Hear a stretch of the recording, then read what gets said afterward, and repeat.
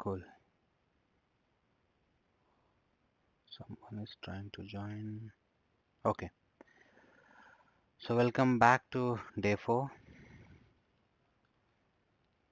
So I can call DEMO-04, or we are moving forward to the regular classes. So a quick recap. Yesterday we have discussed about the networking, right? Some information about IP addresses and how the network will connect and what is the protocol, and how these systems are connecting each other with respective of IP address. So that is very basic information. And also we have covered OSI layers, the network communication over the devices from your network device of source to destination, right? And let's discuss some other things which are very important in our application and the network itself. Application and network itself. Let's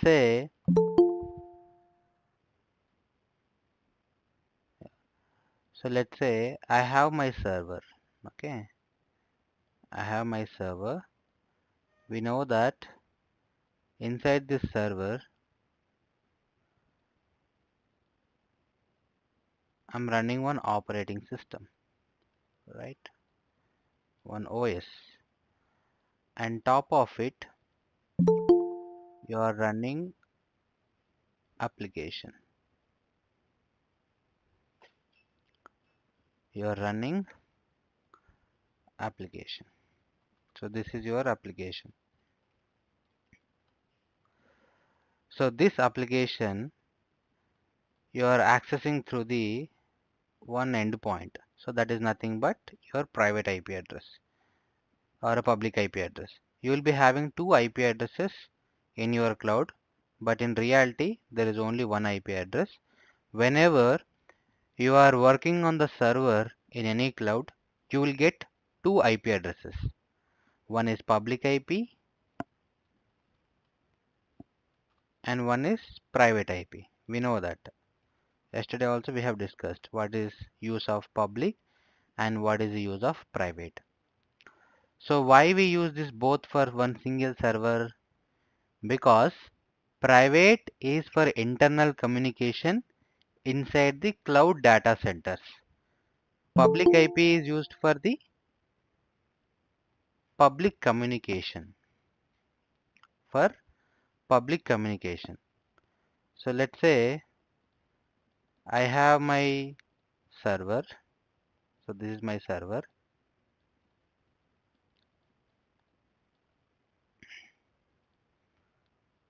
So this is my server. And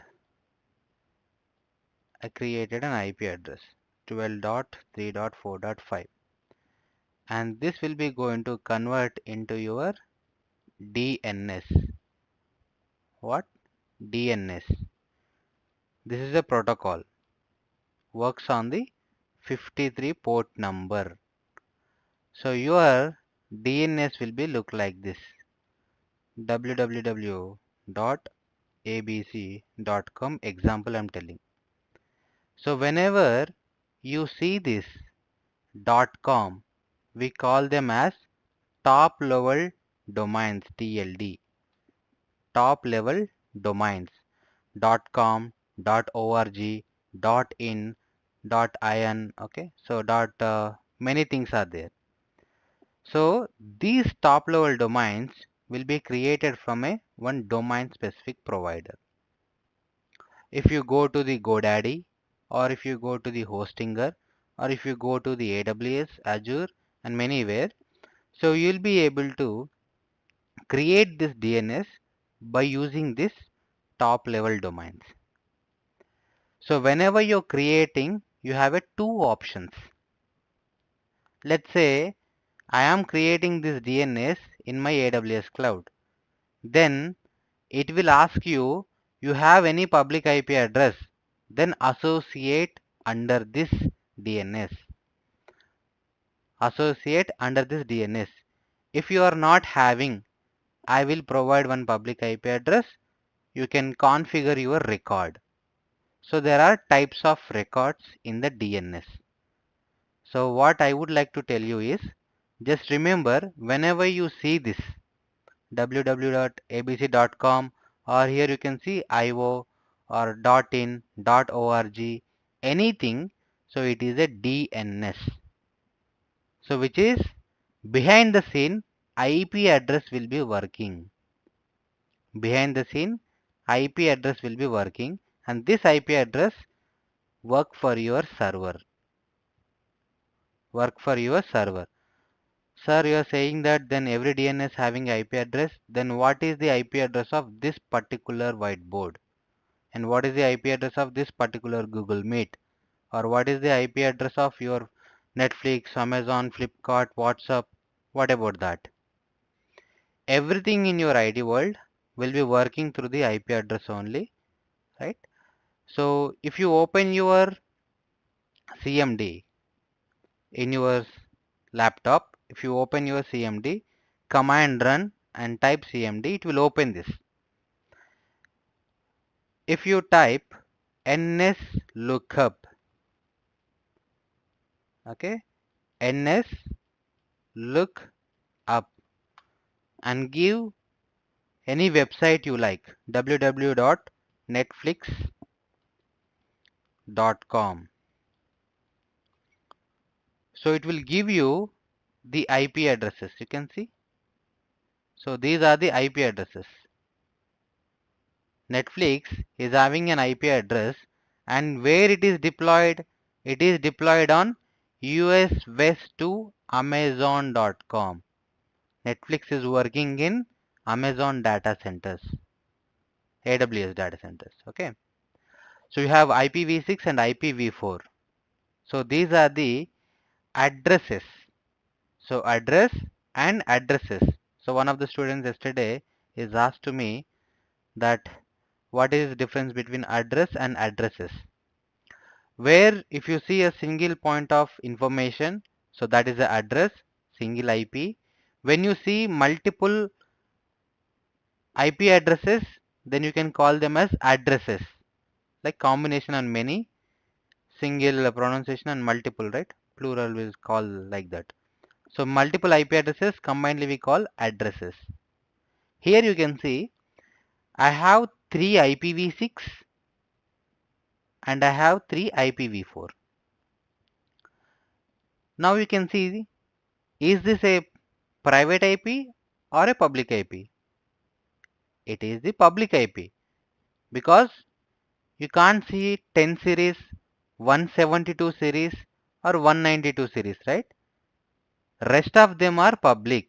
Whenever you see 10 series, 172 series, 192 series, it is the private IP, right?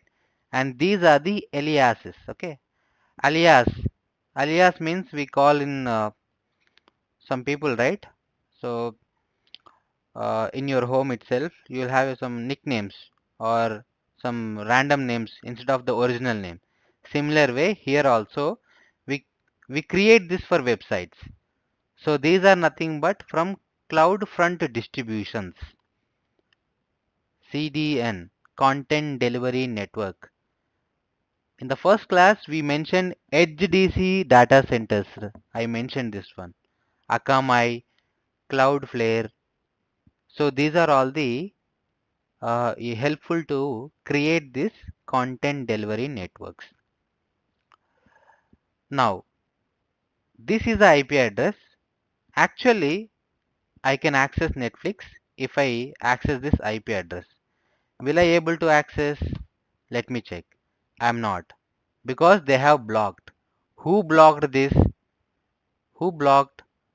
These things are blocked me.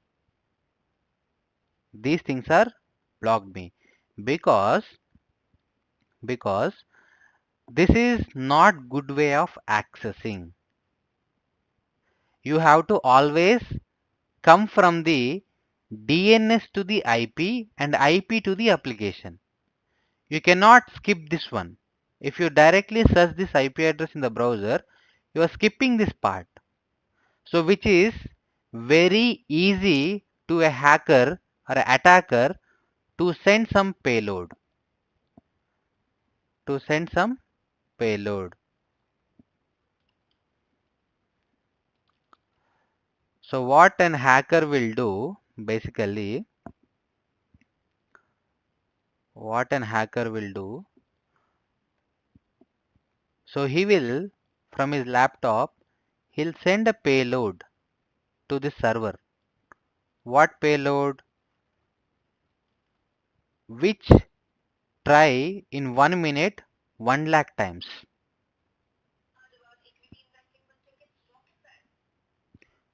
So it will try to access this server in a minute 1000 times. So like this it will try to hit this server. So which is very quite easy on the IP address based whenever you open this one like this. If you come from this DNS, so there could be some TLS or SSL. So these things will matter. Even though at IP address also it matter, but at domain these things will be configured. We will discuss this SSL certificates. This is very important. Okay. So now Netflix has blocked me. You can take any IP address. It will block you. IPv6 or IPv4. It will block you. Whenever you search this one only, it will open for you. Now let me search this one. It will open for me. Let me check any other website who are opened with the IP address www.flipkart.com. See, do I have this kind of configuration on the Flipkart? No. I just only have one IP address and single one address. Okay. See, here I don't have addresses. I only have address. In above I have addresses. Now, just copy this. Paste.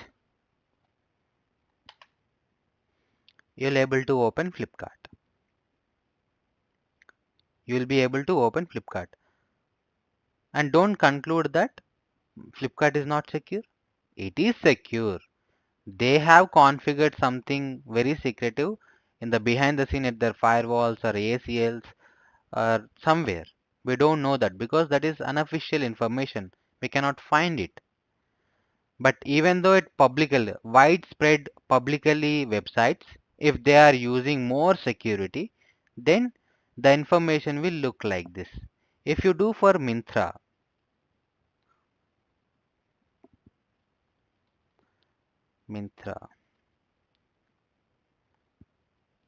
so they are also using, you can see edgekey.net. They are using actually Akamai. Okay, see you can see Akamai. Yesterday I said Akamai. So this is a company. Cloudflare is a company. So they handle this content delivery networks for security. If I access this IP address, will I able to access? No, it will block invalid URL. Invalid URL. You can try with many. Wait a minute, someone is trying to join. Okay. You can try with many websites. Go your terminal and type nslookup and then get the IP address and trying to access. So there are, why we are learning this?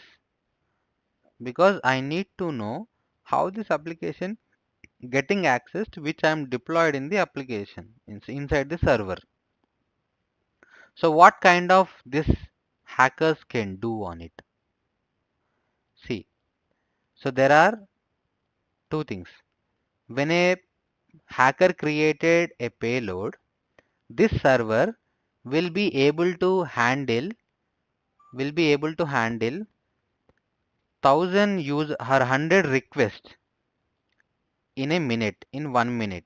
That means 1000 people can access this, 100 people can access this application in single minute. So that is how your session layer in the OSI layers. Session layer in your OSI layers yesterday. Okay, what if I send 1 lakh or 20,000 requests in just 1 minute? My server will be overloaded, right? It will confuse. It will confuse that whether I need to accept or not. I don't know. So that is how we call it as DDoS attack. That is how we call DDoS attack. DDoS. Daniel of service attack. Okay. So this is the one most used attack for hackers to crash the servers. So these things can be mitigated by using the content delivery network. Not only this, SQL injections, cross-siting. So sometimes you may able to see some websites are crashed. They will give some errors when you are loading the web pages. So that is because happening and hacker will inject something. So that is also one type of attack. So other type of attacks, cyber security team will mitigate them. So they are second layer. The first layer is we are the team, DevOps.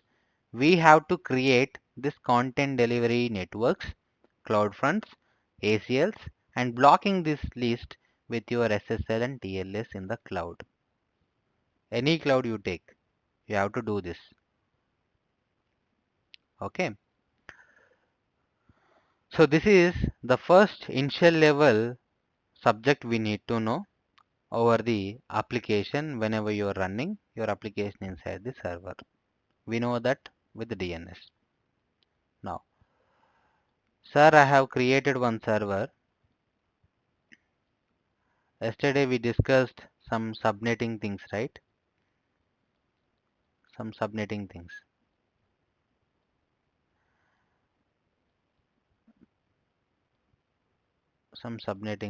Now my application is running here and he is not a attacker. Now you have a user. Okay. User. So let me take a user. Now my user is accessing my site, but he is not able to access. He created a complaint or a ticket to your that he is not able to access. So that came to you. How do you resolve this? So for this you need some information. Why this particular customer is not able to access this DNS or this application? What happening here? The first thing you need to check or you need to ask customer, will this particular website is reachable or not from his location? So for that we will use a protocol called ping protocol, PNG, ping, and you give the IP address.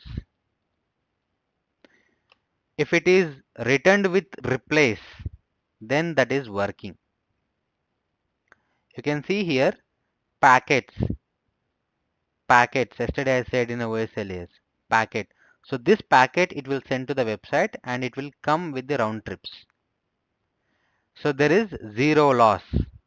When you see the loss, that means it is having latency, the slow loading website. It is having latency. So this is ping protocol we use. So this will be working on ICMP. So this will be working on ICMP actually. ICMP is a protocol where it will hit your site and come with the 32 bytes. So this is nothing but time to live 60 minutes. whatever the packet it is sending by using your OSI layers, and it is hitting the site or this IP address, and in order to return, it has to return in this 60 seconds. So that is time to leave of that packet. So this bytes is nothing but the amount of information it is holding from source to destination. So this will always different from Windows to Linux, Linux to Mac, or between one vendor to another vendor. When two different vendors are there, this byte information will be changed. Okay. So this is the ping. The first thing we need to check. The first thing we need to check when your application is not accessing the user whenever he complained about it. Sometimes that will be also blocked. The ping response also blocked. Then how you can validate that or check that where this application was deployed. So in between there are multiple things, right? So here his home network, he is sitting in his home, he is having Wi-Fi, and top of it is having one more broadband, on top of it he is using one ISP, and then it is coming to this data center. How can I track this? To track that, you can use one more command called trace route. Trace route.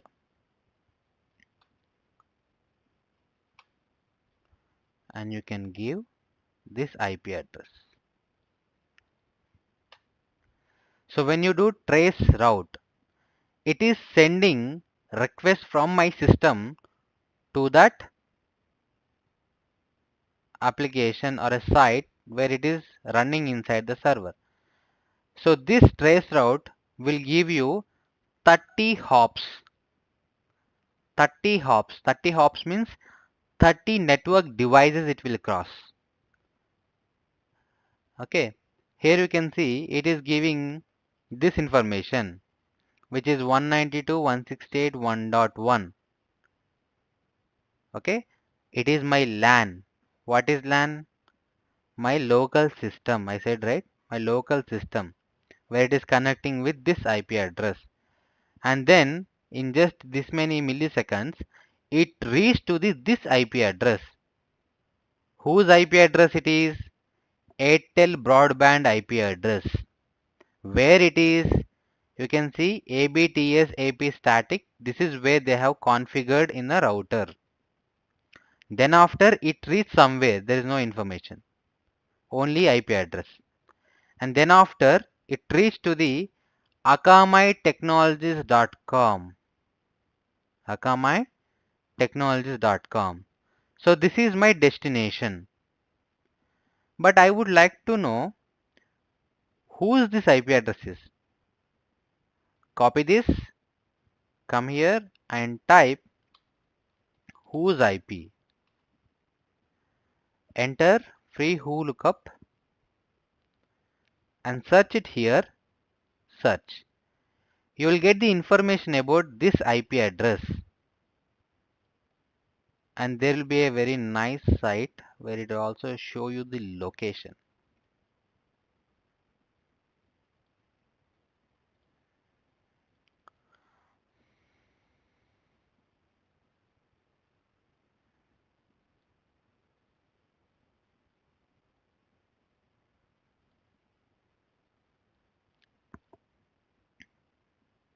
Oh, okay, here here you can see this.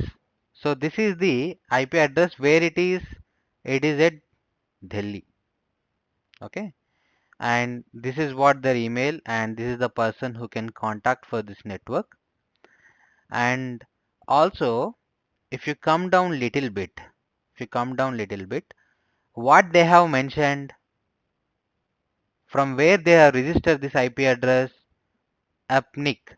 Yesterday I said for the Asia continent, everything will be registered from APNIC. Okay, so like WHO.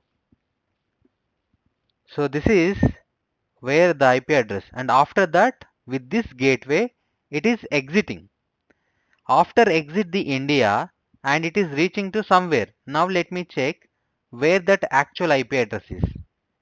Where that actual IP address. This is my actual IP address, right? The destination. Let me search this one.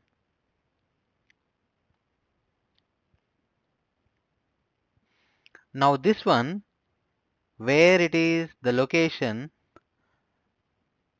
Akamai and city is Cambridge, okay, where in USA. So in between there is no network. There is network, but they have hidden it. So that's why we are not able to see those network IP addresses in between. So this is what the security is. Why I am telling this? Since you are connecting with your any of your customer or you have any issues with your data center in a hybrid connection mode, or you are working as a SR in the production support, sometimes an incident happen.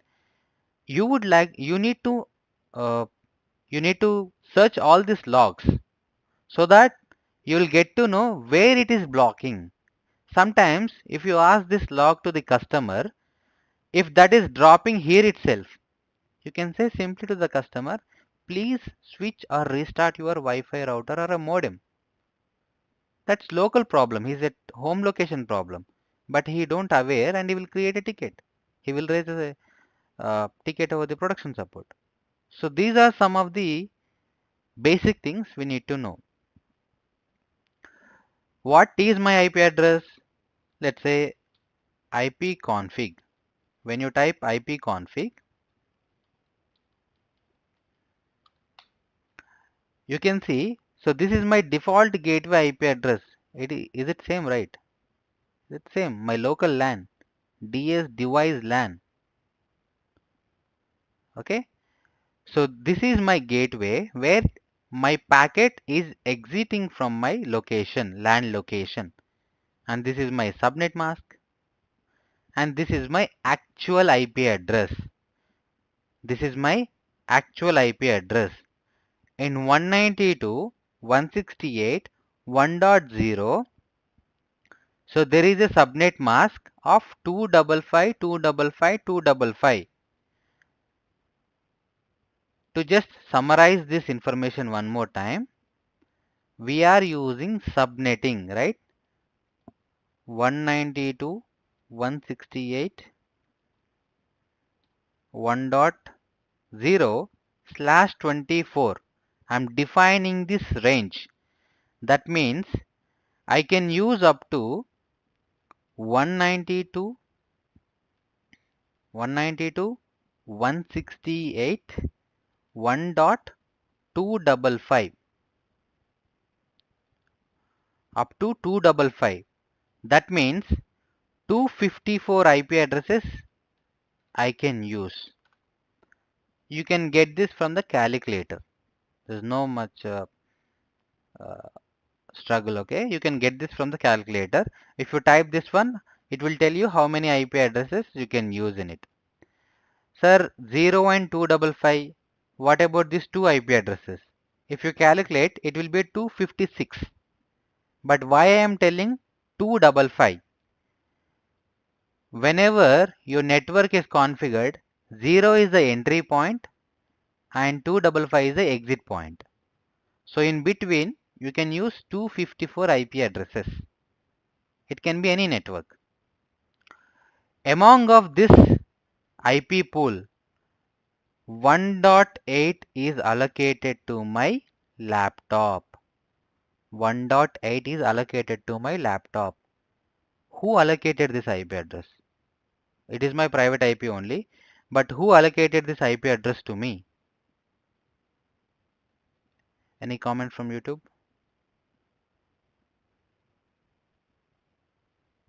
Okay. Who allocated? So there is a process called DHCP.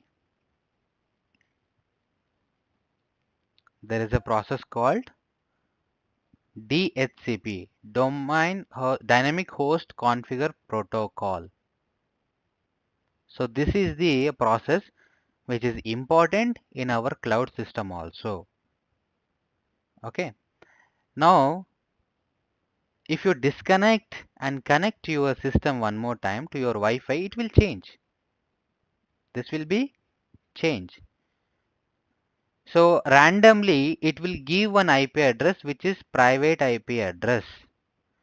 Sir, yesterday you said private IP address will not able to access internet. Only public IP addresses will access internet. Then my system, my laptop is having private IP address. Then how come I'm able to communicate or search over this browsers, right? My system is having private IP address. Then how come I accessing this uh, internet? So this is a concept where subnetting network will come into the picture. Let me tell you that. Let's say there is a company called Vodafone. You take this Vodafone. Vodafone is a ISP and they will be creating two major routers like this. So this is router 1 and this is router 2.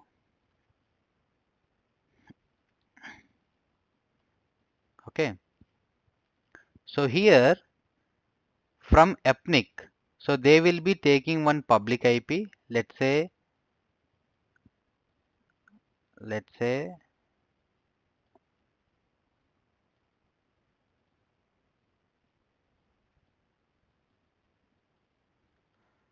12.23.5.6. Okay. And here also 12.6.55.3. Randomly I'm taking. So they also do like /28 where 14 IP addresses are available. Okay. Or minimum IP addresses are available. So these routers are nothing but, you might heard about the company name called Cisco, Juniper, okay, Nokia. So these are the device names, okay, means vendors, company names. They will make this, okay. So on this public IP address, actually this will get the IP internet. Private IP will not have a internet access. See, I can't open any website on my private IP. Nothing will be accessible. It will not open anything.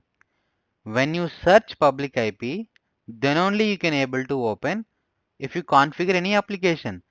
Even though if you configure application with the private IP, it will not, no use, it will not work. You cannot able to access it until and unless your internal configurations you are done. So that will tell you in the VPC endpoint concept or VPC concept in the AWS. But now in a general case, you cannot able to access with the private IP. Simple thing. Then how come I am able to access this? So this is how this all broadband things are working. What happened under this router? So there will be one more switch. Switch means not our electric switch. So this switch means it is a device, network device. This will be on the layer 3. Yesterday we have discussed OSI layers, right? The layer 3 is nothing but network layer, router, network layer. And switch is nothing but L2, data link layer, data link layer. Okay, we call them as L2 and L3. So there is a switch. Under this switch, they will configure one more switch. Similar applies for this also. And they will configure one more switch. So like this it will come. Okay, and then there will be a one Wi-Fi router at your home. Wi-Fi router at your home. At this router, so these are all switch. As double, this is also switch. This is router, and at your router, your laptop or your mobile will be connected by using signal or a LAN connection, right? Here in this router, there is a process called NAT. There is a process called NAT. So this NATing will be done with your this single IP address. You will get it here.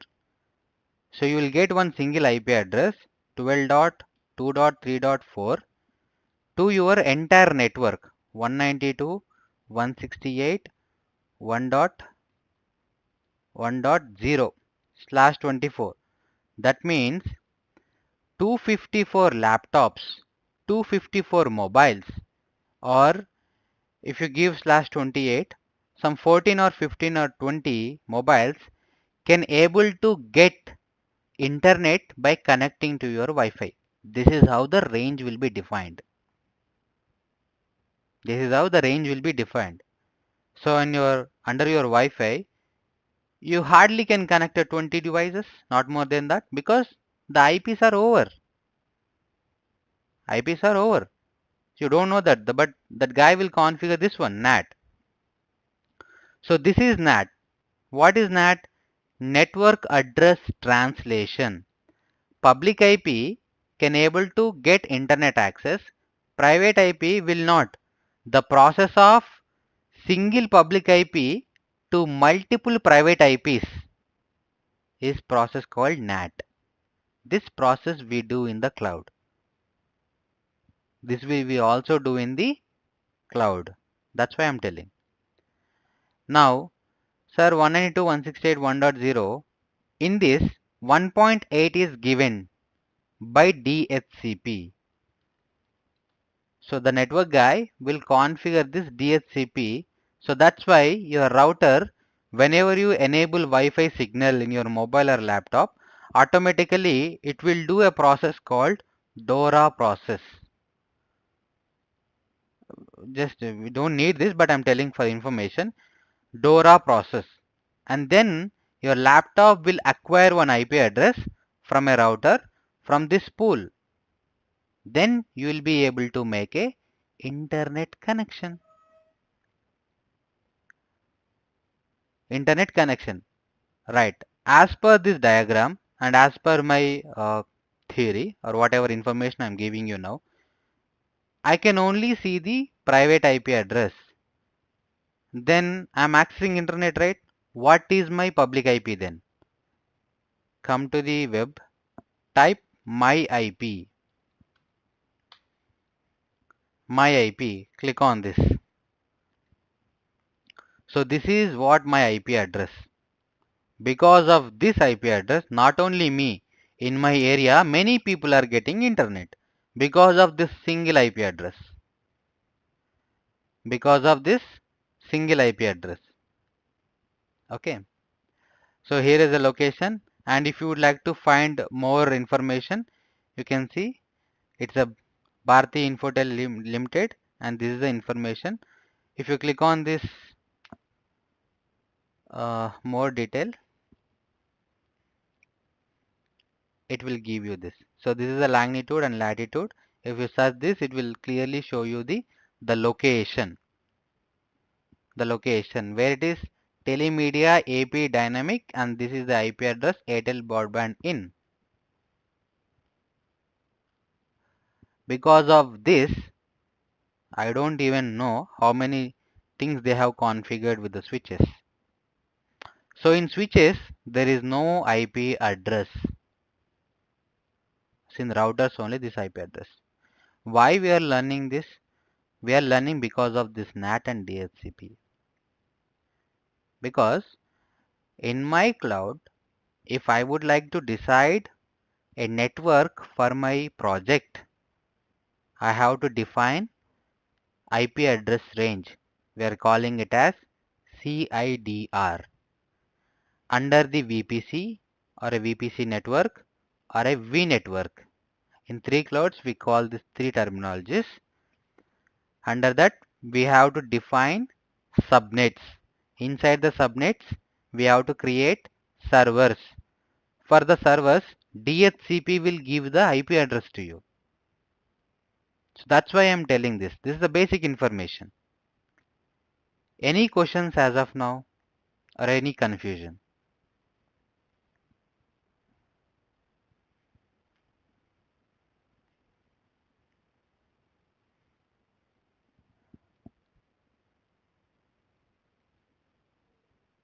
Yes, no? Hello. No, sir. How switches will contact each other? So there is a L2 protocol. So there is this is completely a networking, okay? There is a L2 protocol here, okay? So this L2 protocol will communicate one switch to another switch. In routers also we have the protocols. Protocols like BGP, ISIS, ERGP, OSPF, static, RIP, like this many protocols are there in the networking, okay? This is unnecessary for us. For cyber security people or network security people or network architect people, this is very important for them, but uh, we only deal with BGP. In our things, when you are working with the data centers or any firewalls, you'll only deal with the BGP. Why this BGP? Why this BGP? It is called Border Gateway Protocol. I'll tell you why this BGP means. You have, let me tell you,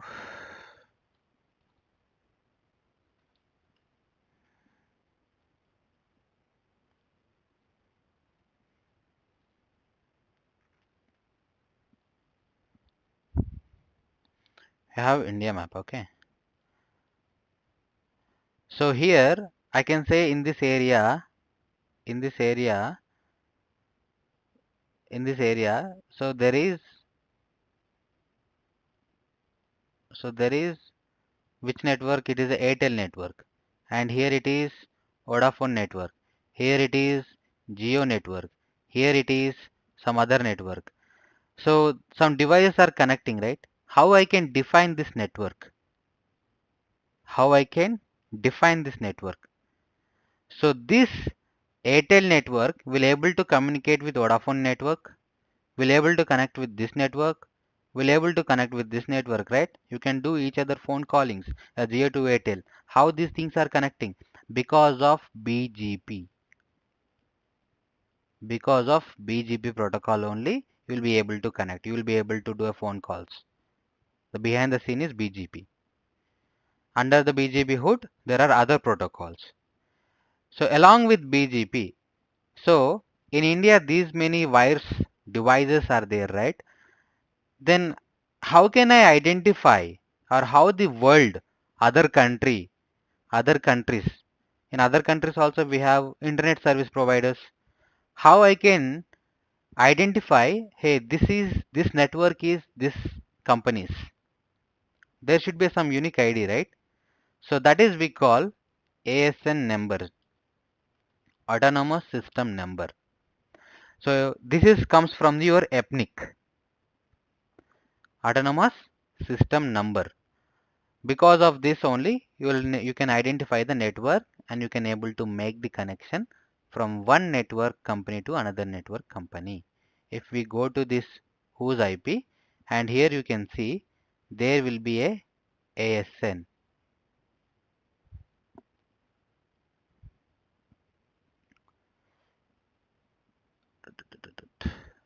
Here also you can see control F ASN.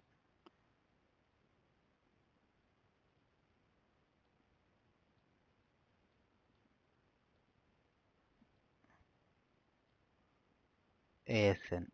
This is Bharti Airtel ASN. For each company, you will have a ASN. Whenever you are connecting your data center to the cloud, you have to enter this ASN and as well as your protocol BGP. That's why. Okay.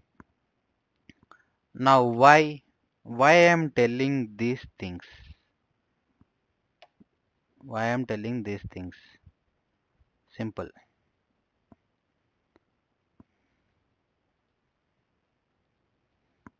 I have my data center.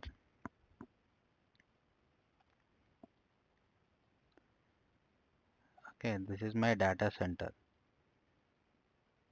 On top of this data center, or let me take a real image.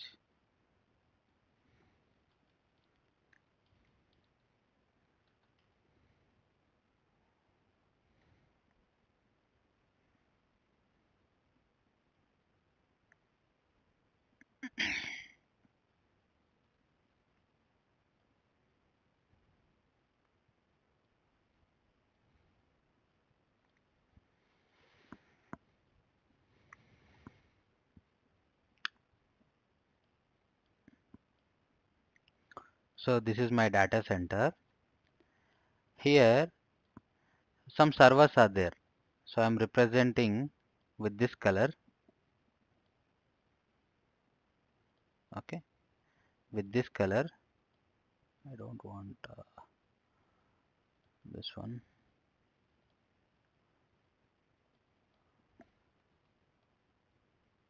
A logical diagram. Okay, a logical thing. A logical. This one is a logical now.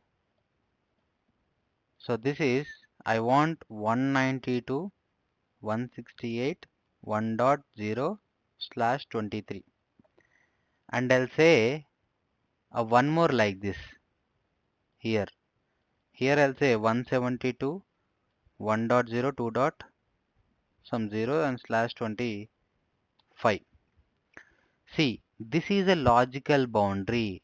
On top of your all servers, you are creating a one logical boundary by using this IP address. By using this IP address. So number of servers you can collect into this network and then it will work for you. So the same thing we do on the cloud as well. The same thing we'll do on the data center also.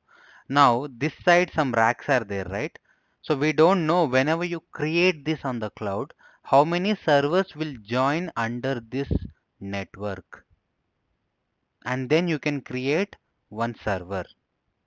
If it is a physical, it is very hard. That's how the cloud technologies are working with automation. So they will create this a logical boundary for you with this whenever you define the network, and they will allocate some amount of servers because here you have a 25 IP addresses or 50 IP addresses. 50 IP addresses it is available under this, then 50 servers you can create from AWS data center.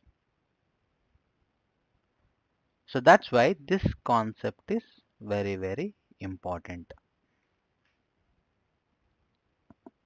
Okay.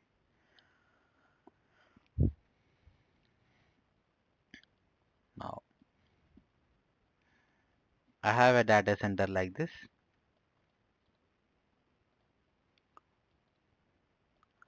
Now I can call them as 3 availability zones in the cloud.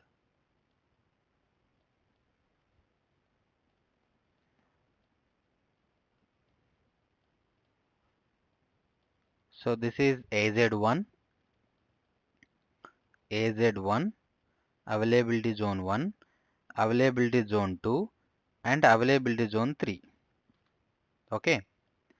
So each one will be connected to each other actually. So this one will connect to this one will connect to this one basically. Each other will connect, but in between they maintain 500 kilometers or 100 kilometers or 50 kilometers, because if your server is created here.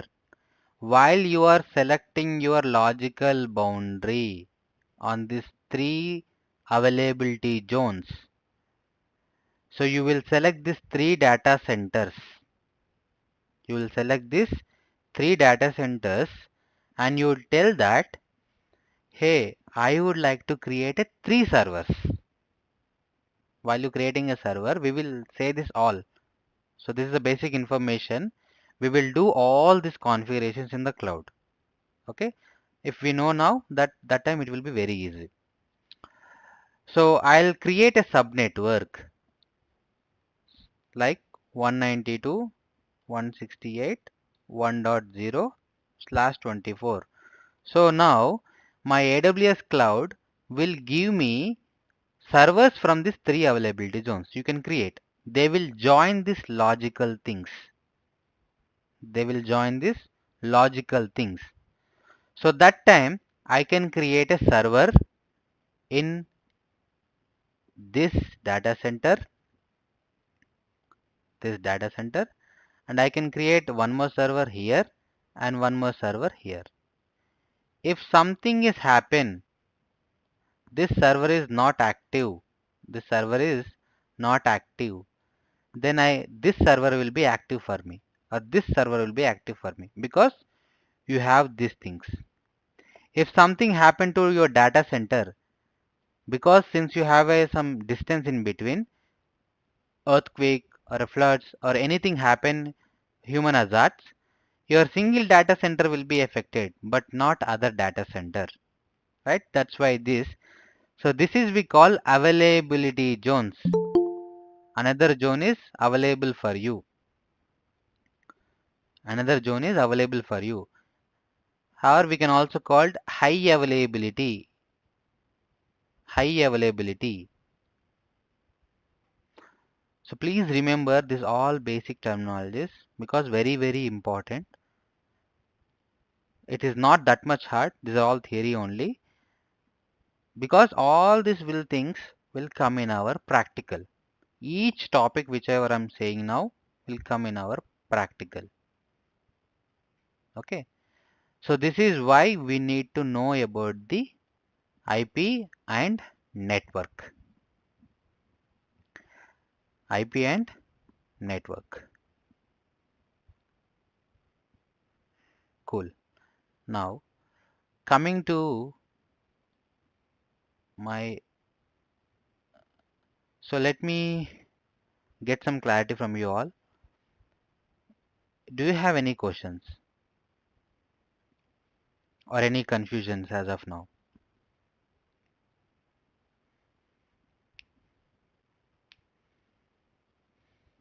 No, Rajini. Cool. Let's say now I have my server and I would like to deploy. One application. Now we have a different types of applications. We have web application, we have mobile application, and we have desktop applications, and we have other edge application and edge device applications, and some other category of applications will be there. Most of the times 4 or 5 types only we regularly use. So this is my application we are calling.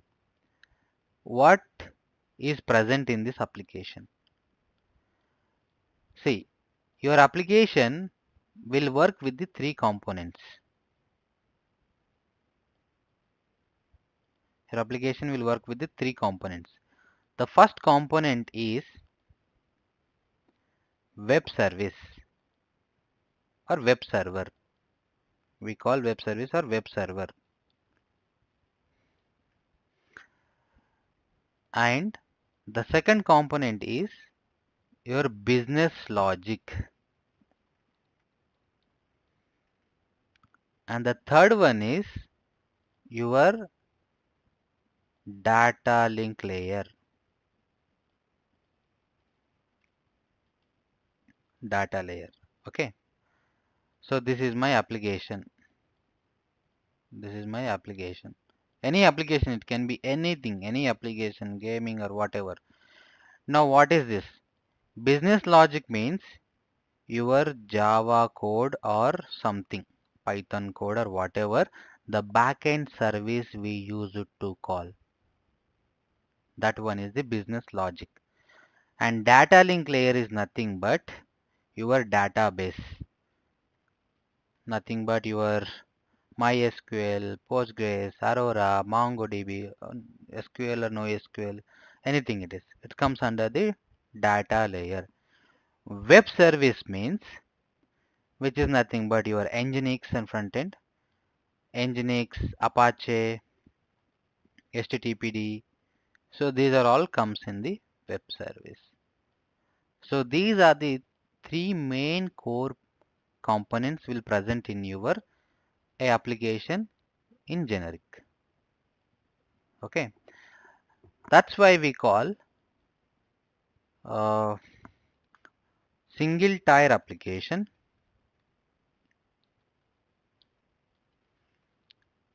and two tier application,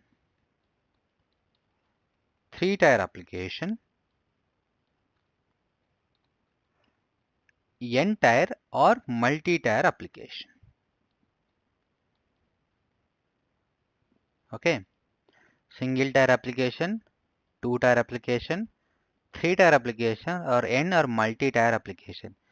Single tier application means, see, I'll tell you, single tier application means in my server, this is my server, in my server, I will only deploy one static content.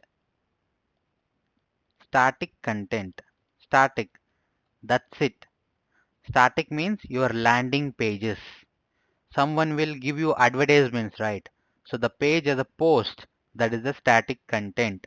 Or some people will only give you the blog. Blog is a static content because that is not dynamic. You cannot able to go to another page. So you will be end up within a single page. So that websites are a static websites.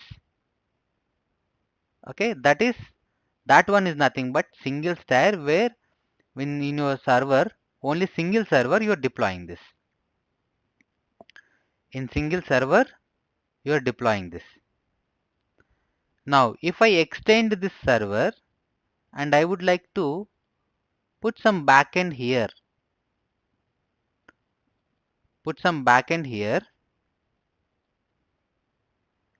with a combination of my static, some logic, just some logic, like your PHP codes, PHP programming language, and then I will place one more database in my same server, database like MySQL. If I place in same server, then I can call it as two-tier application. Two-tier application. This database can be inside the server or this database can be outside the server. But this is your two-tier application. And if I move this logic separately, if I maintain this static separately with the front end, then there is a three-tier application. What about the entire? Entire means you will be having multiple services, that is nothing but microservices. You might heard. Above things are, you can call them as monolithic. Monolithic. What is mean by monolithic and what is mean by microservice applications? Let me tell you. So this is interview question as well. When you open any website, you will have one search bar here and you will be having one options here and then you have one products like this and you'll have add to cart or your user or something like this. Some other services here, payment, add to cart, search, all this. So each payment, add to cart, search your user profile and other product profiles, each one will be a separate code base. Separately a developer will work. So we will deploy this each component in each server. We'll deploy this each component in each server. So that is microservice. If you deploy all these components in one single server, then that is monolithic. That time what happens? If you would like to update your payments or orders code base, your developer, you need to deploy into the single server, right? You have to take downtime because it has to deploy. You have to take downtime. And without disturbing this, you cannot update other things. So that is what monolithic. The dependency will be there on your neighbor service. But in microservices, no. Since you are deploying each one on the each server. So no need. You can just only deploy this one, update this one. Other services will work as it is. In your application, when you go to Flipkart, cart is a service, become seller is a service, login is a service, this product is a service. If I go to add to cart is a service, 24/7 customer care is a service, search is a service. So these are all the different services. We call them as microservices.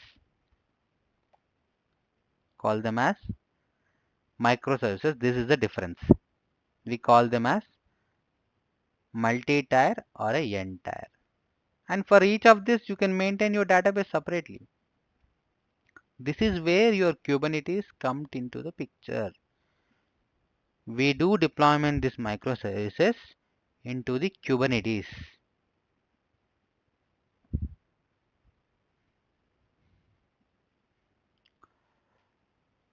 So these are some basics about the network. I'm open for question and answer. If you have any questions, then ask me.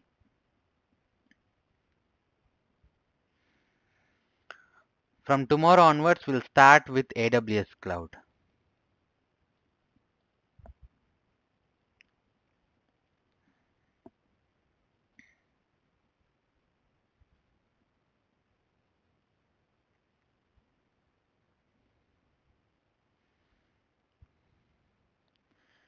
Any questions?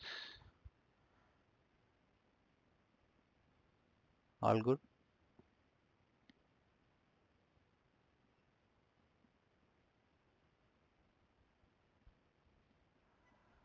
Okay then. So do one thing. Go to AWS console. Type AWS console.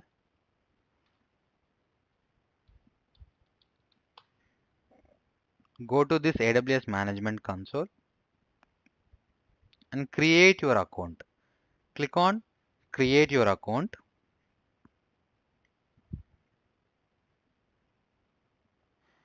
And then click on new to AWS and sign up. Here you need to enter some information of your mail address, name, and then verify your email address. Okay. Once you verified, next it will ask enter your physical address, like where you are staying, your address, and then debit card address. Give your debit card details. It will deduct 2 rupees from your account and it will also refund to you in the 5 days. Okay. It's just to check. Only give debit cards, don't give credit cards. Give debit card and then account will be created. So if you are confused how to create, then please go to YouTube, search how to create AWS account. It will be very easy process, similar like your Facebook account creation. But the only thing you are paying 2 rupees here. And it is trustable also, no need to worry. It will be refunded in 1 or 2 working days. please be ready with your AWS account tomorrow, and we'll be going to start with the AWS console.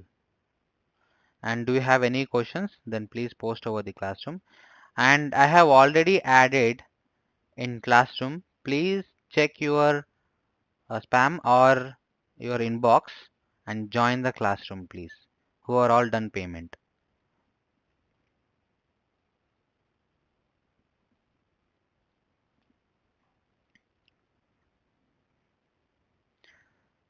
So please reach me out over the WhatsApp if you'd like to do a payment, and if you're missing that. So I'll be sending you the payment details. Do that and then share me your mail ID. You will get an access to the Classroom.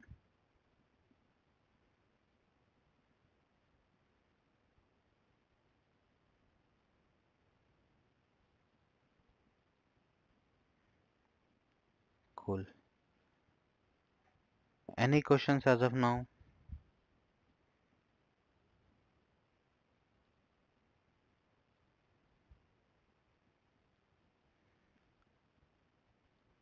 If no questions, we'll connect tomorrow at the same time. And remember, from day after tomorrow, the link will get changed. Only payment people will get the actual link. Thank you everyone. We'll see you tomorrow at the same time.